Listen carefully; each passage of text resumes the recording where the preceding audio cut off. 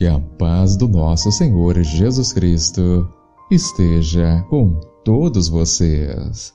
Sejam todos muito bem-vindos ao nosso encontro diário aqui pelo canal Eviva e sintam-se muito acolhidos em todas as nossas orações. A mensagem a ser levada hoje é o dom da paz, mas no sentido mais completo, para as pessoas, para as famílias e, sobretudo, a mensagem de que o reino de Deus está próximo. E o reino de Deus é, antes de tudo, uma pessoa, é Jesus. Quem o acolhe encontra a vida, a alegria e a missão de anunciá-lo.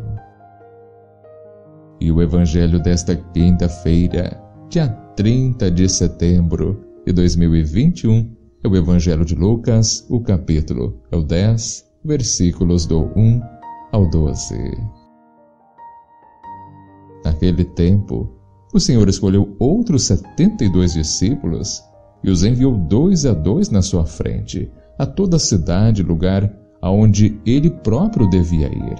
E dizia-lhes: a messe é grande, mas os trabalhadores são poucos. Por isso, pediu ao dono da messe que mande trabalhadores para a colheita.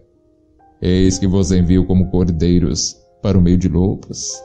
Não leveis bolsa, nem sacola, nem sandálias, e não cumprimenteis ninguém pelo caminho. Em qualquer casa em que entrardes, dizei primeiro: a paz esteja nesta casa. Se ali morar um amigo da paz, a vossa paz repousará sobre ele. Senão, ela voltará para vós. Permanecei naquela mesma casa, comei e bebei do que tiverem, porque o trabalhador merece o seu salário. Não passeis de casa em casa. Quando entrardes numa cidade e fordes bem recebidos, comei do que vos servirem, curai os doentes que nela houver, e dizei ao povo: o reino de Deus está próximo de vós. Mas quando entrardes numa cidade e não fordes bem recebidos, saindo pelas ruas, dizei: até a poeira de vossa cidade que se apegou aos nossos pés, sacudimos contra vós. No entanto, sabei que o reino de Deus está próximo. Eu vos digo que naquele dia, Sodoma será tratada com menos rigor do que essa cidade. Palavra da salvação. Glória a vós, Senhor.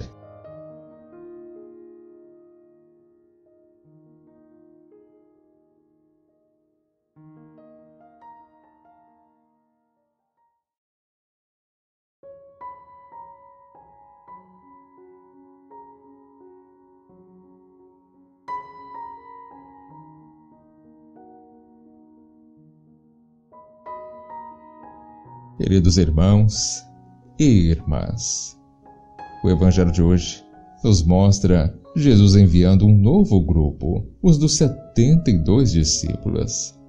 Eles são enviados na frente do Senhor como precursores, como preparadores da chegada do reino de Deus. E gosto muito de destacar que o número 72 é simbólico, indica a universalidade da missão. O número 72 é múltiplo de 12, para então representar a totalidade do povo de Deus. A missão, portanto, não é uma tarefa somente para alguns, somente para o grupo dos 12, mas uma obra também dos leigos, ou seja, de todos nós cristãos. Assim, a missão é universal, meu querido, minha querida. Ela é universal desde a sua origem e compreende todos.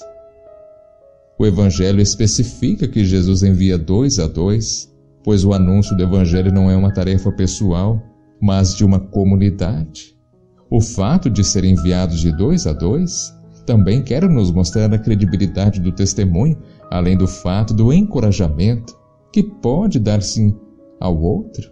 No caso de desânimo muitas vezes diante das dificuldades. Vem nos falar de colheita. Esta porque é imensa, mas os trabalhadores disponíveis são poucos. Ontem como hoje, vivemos a mesma situação. É um trabalho gigantesco e nunca haverá trabalhadores suficientes. Só o Pai, somente o Pai pode chamá-los, enviá-los. Assim é necessário rezar, é necessário orar a Ele pedindo que chame mais pessoas. E é justamente por causa da extensão da missão que Jesus chama mais este grupo de ajudantes. E mesmo assim são poucos, sim, são poucos diante da imensidão da missão que Ele tem pela frente e da qual nos torna participantes. Jesus então faz o envio. Eis que vos envio como cordeiros para o meio de lobos. Esta, meu querido, minha querida, é a imagem clássica da fraqueza diante da violência. A missão é sim uma obra difícil, é perigosa. Aqueles que Ele enviou devem sim cumprir fielmente o seu trabalho, mas não devem agir demasiado de si mesmos nem entrar em pânico diante da grandeza da missão. Devem ter consciência que não será uma tarefa fácil e que nem sempre serão bem recebidos de braços abertos, mas devem fazer sua parte com competência, perseverança.